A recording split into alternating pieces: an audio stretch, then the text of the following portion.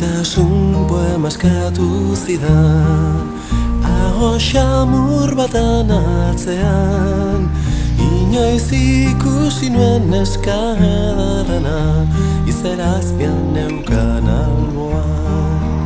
Maitasun poema eskatu zidan, neure amodioa adieraz nezan, hitzen arteko jolasa maite zuen, bera protagonista bazan.